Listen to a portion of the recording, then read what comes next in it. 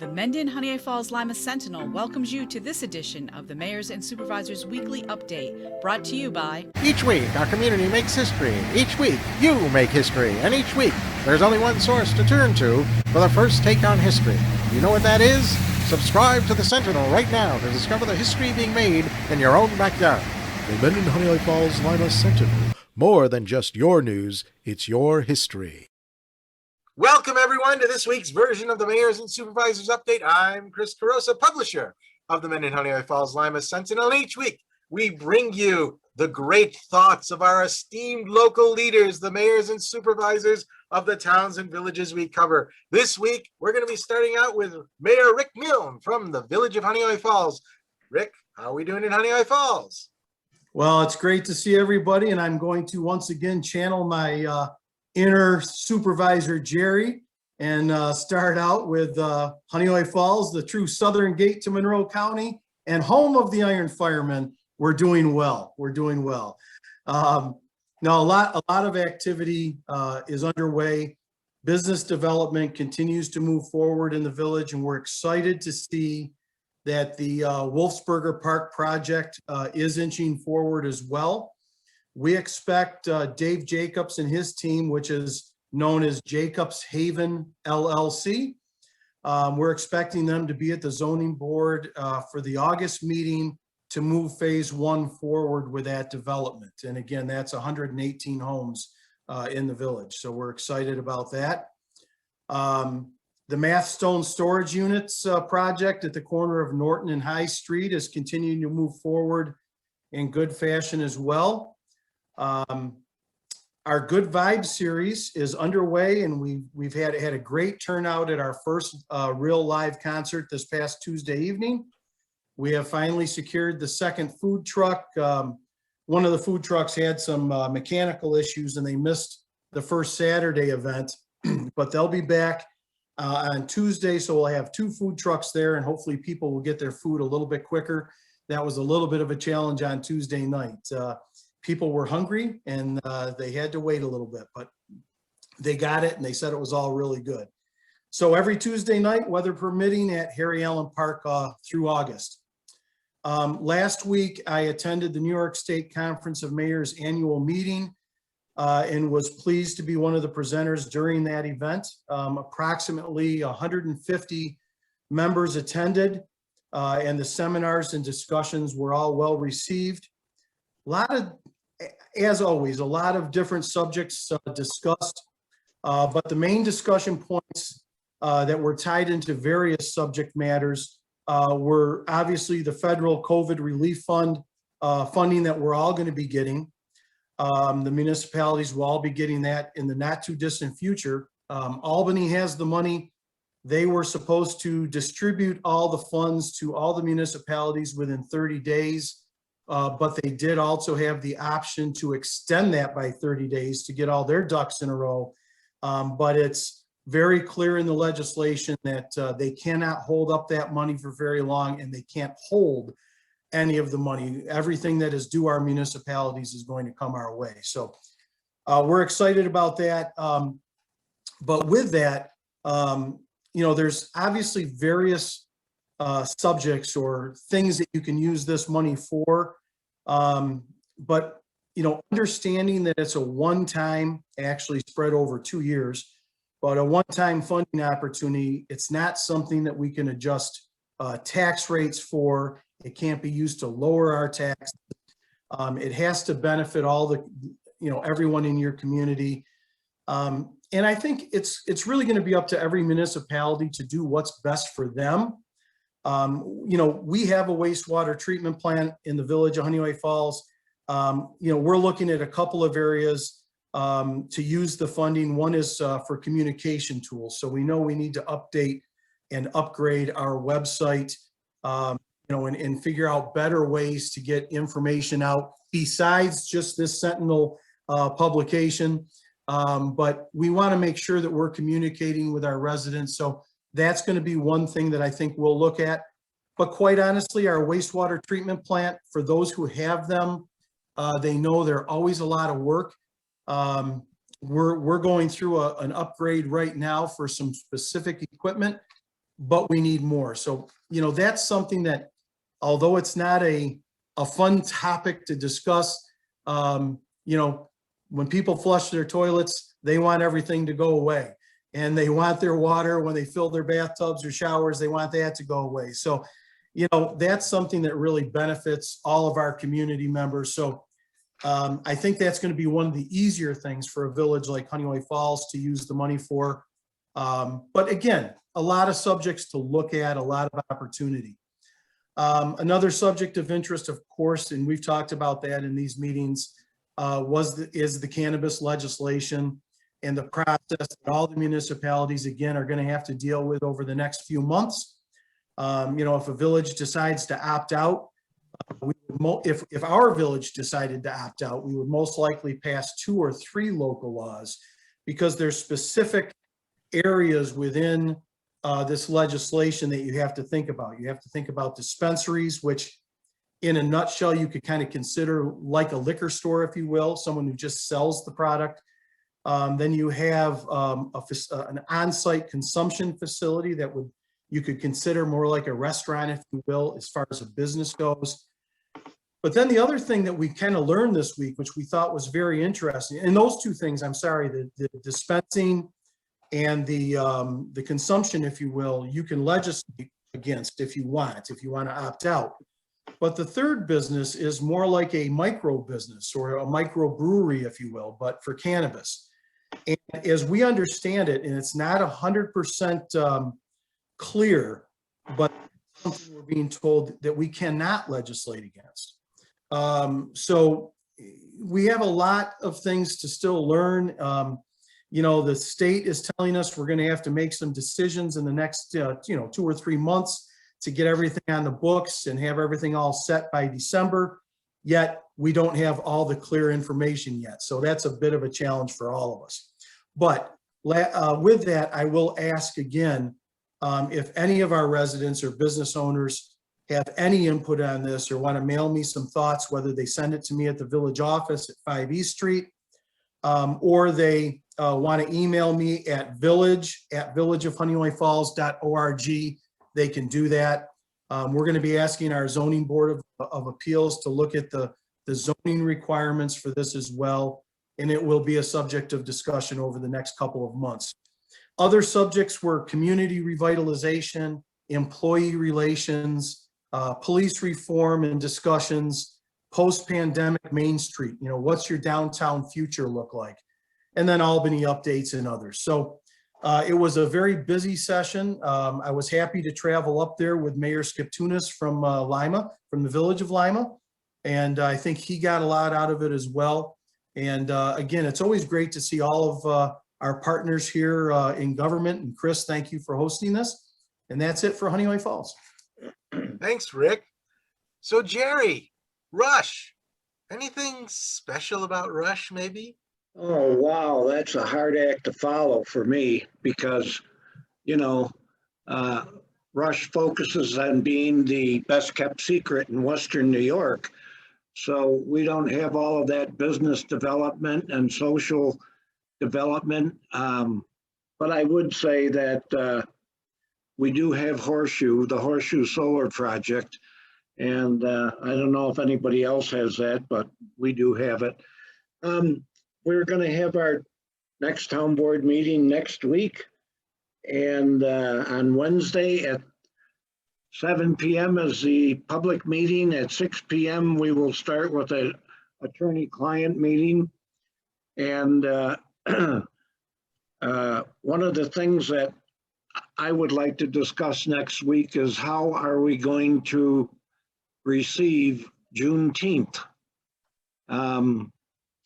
I don't know if there's any risks involved in avoiding Juneteenth.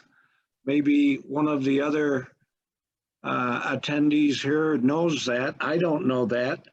So we're going to discuss Juneteenth and maybe we'll add it and make it even a better place to live for residents having another day of leisure.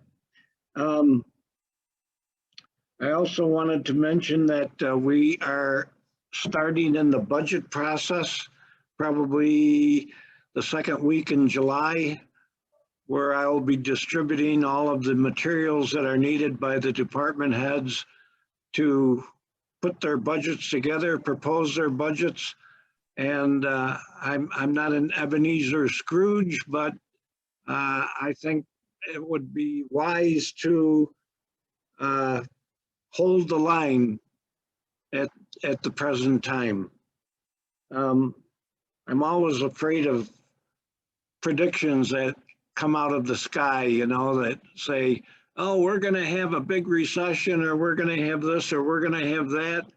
Well, if you plan on working around it, it can probably be less eventful. And that's what I hope to do, is work around it. The library, which I think this will be the last time I mention the library. The library has been completely fixed. It doesn't leak. We hope it won't leak next year. And we're pretty happy with that situation. I guess that's about it. All right. Thank you, Jerry. And Jerry, you actually gave me an opportunity to give you a history minute. Do you know that the man behind Juneteenth was actually a resident of the greater Western New York region? General Gordon Granger. He was born in Joy, New York. I think that's in Wayne County or somewhere around there. He was one of the first teachers at Phelps. He went to West Point, became a general, and he's the guy that was assigned command in the District of Texas that on June 19th in the city of Galveston declared essentially that all the slaves were free. So there's your connection for Western New York. Isn't his gold statue on top of the courthouse in Canandaigua? You got me if that's true. That's I just know the name and that he was born here. So just cool. another hidden gem in greater Western New York that very cool. Might make the next edition of the book. So thanks again, Jerry. It's now time for Mike in Lima. Mike, how are we doing in Lima? Very well, Chris. Just a few things today. On my desk is the paperwork from Governor Cuomo. July 9th is the deadline to file all of those documents with Albany to access the ARP funds that Rick was talking about. Of course, New York State could not let this go by without adding another layer of stuff.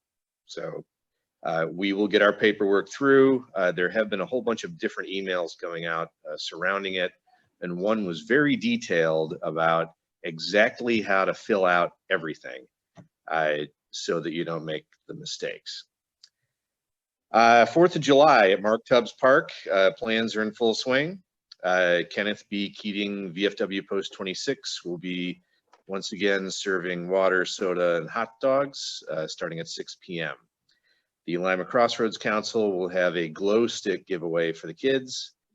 Fireworks should be starting by about 9:30 that evening. This is a double-sized fireworks display because we did not have one last year, so you do not want to miss it. One way for veterans groups to access new members is to have business cards printed for each of the members to carry to be able to hand out to the veteran that they happen to run into who's not a member. If you do have a Livingston County Veterans Group, Copytown is willing to print the cards up customized for you for free.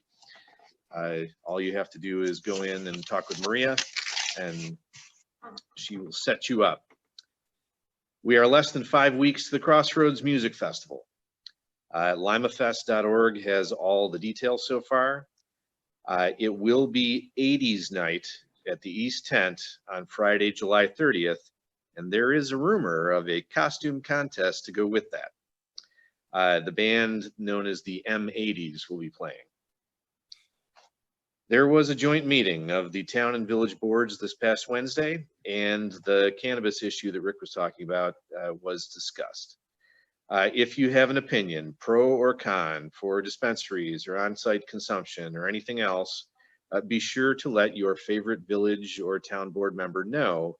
The runway to actually do the legislation to opt out of anything We would have to be swinging that through in September in order to make it on time. And if we go past that, then by default, we are all in. And that's all I've got, Chris. All right. Thanks, Mike.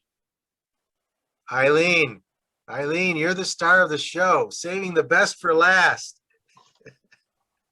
How are we doing in Scottsville? And we'll be, there we go. Yeah, really. Okay. First of all, thank you, Mayor Milne, for updating everyone on the cannabis legislation and the American Rescue Plan. It's a lot of good information, and Rick even updated the Mayor's Association at our meeting this past Thursday. Also, the Village of Scottsville welcomes any feedback from residents on these issues. Just email us at our village offices. Moving on, just a couple of things. First, a reminder, we are getting reports of a lot of peddlers around town. I'm just asking residents to remember, all peddlers need to get a permit from the village office. So please ask to see their peddler's permit. And if they do not have one, do not do any business with them, and ask them to contact the village office for one. And then please inform the village office and call 911, and the police will come out and ask them to leave. But mainly today, I want to talk about Honeoye Park. In the past few years, Honeoye Park has been mentioned several times on social media, and that has created an issue for us. As you may be aware, the park was overwhelmed with visitors last summer, and we are beginning to see the same things this year. There are a lot of parking issues because we have a very small parking lot there, and we have trouble with parking on the greenway, parking on the bridge, parking on the walking paths, parking on the lawns, parking on River Road. It created a large problem. The bridge was overcrowded. There were open fires, setting up canopy tents. This is a small park and generally cannot handle these large crowds. So when you're talking about Honeoye Park, you also have to remember that there are several entities involved in this park. Part of the property is village property. The greenway, including the bridge, is state property. The creek is overseen by the DEC. And as you move further east in the park, it becomes wheatland property. So as you can see, there are a lot of groups involved in this. So I've been working with Christine Uribe, who is the park manager of the Greenway and the Genesee Valley Greenway State Park. And during these past few months, we've developed guidelines so that everyone can enjoy the area with activities such as fishing, wading, kayaking, tubing. Greenway is great for walking, hiking, biking, cross-country skiing in the winter. But the recent tragic accident at the creek has only served to remind us that we are doing the right thing in setting up these guidelines. The other issue is that the Greenway is going to be worked on this summer, and therefore the trail and the bridge over the creek will be closed from the south side of the bridge north to Ballantyne Road. So we also have to deal with that. Those things will not be open to the public. Now, Christine Uribe will be at our July 13th board meeting, and she's going to give an update on the work that's going to be done on the Greenway over the summer, as well as presenting some tentative plans for upgrades in Honeoye Park, which I think will make it more family friendly, great for residents to use during the week. She will be able to give us some ideas of the kind of things that the summer's project will entail. I think probably just to summarize, things have changed in the park, and we have to change in order to provide a safe and healthy environment for our residents as well as our visitors. So be looking for these new guidelines that are going to be set in place. It's for the best to keep everyone safe and healthy. So that's about it for us in Scottsville today. All right, very good. Thank you, Eileen. Anybody else have anything that they forgot to add? We'll have reports from John Skiptunis and John Moffett in the paper. They couldn't be here today, and hopefully we'll get one from Todd too. Other than Hey, that, Chris, oh, go Chris. ahead. Go ahead, Rick. I'm sorry. Hey, just one thing I did forget. Our village board meeting tomorrow night, Monday, is going to be at the Mendon Community Center at 7 p.m. instead of Village Hall. That's on the 21st. So I just wanted to mention that. Thank you. Very good. Thanks. All right. And with that, we can say, everybody, hope you're enjoying the weekend. Bye-bye for now. Thank you, Chris.